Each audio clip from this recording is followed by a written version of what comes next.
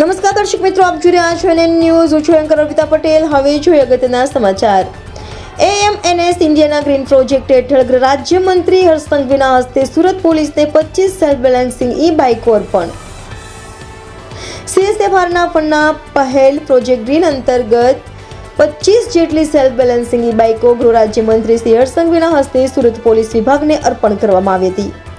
આ અવસરે ગૃહ રાજ્યમંત્રીએ કહ્યું કે આજના આધુનિક ટેકનોલોજી યુગમાં AMNS ઇન્ડિયા ગ્રીન પ્રોજેક્ટ હેઠળ સુરત પોલીસને આપવામાં આવેલી સેલ્ફ બેલેન્સિંગ બાઇકની મદદથી સુરત પોલીસ વધુ સ્માર્ટ બનશે.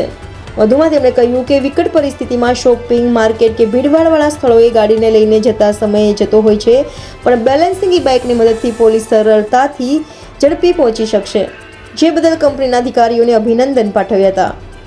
આ પ્રસંગે Arcelor Mittal Nippon steel India હેડ કોર્પોરેટર અફેર્સના ડોક્ટર અનિલ મટ્ટુએ કહ્યું કે AMNS ઇન્ડિયા દ્વારા સ્થાનિક મહિલાઓ પગભર બને તે માટેની અનેક પ્રવૃત્તિઓ કરવામાં આવે છે. ઉપરાંત સ્થાનિક યુવાનોને તાલીમબદ્ધ કરીને રોજગારના અવસરો આપવામાં આવે છે. ગ્રીન પ્રોજેક્ટ હેઠળ સેલ્ફ બેલેન્સિંગ બાઇકની પોલીસની કામગીરી વધુ અસરકારક બનશે. આ અવસરે વન અને પર્યાવરણ રાજ્યમંત્રી મુકેશભાઈ Patel, mayor Dakshesh Bhavani, police commissioner Shri Anupamsinh Gehlot, police અધિકારીઓ, કંપનીના અધિકારીઓ ઉપસ્થિત રહ્યા હતા.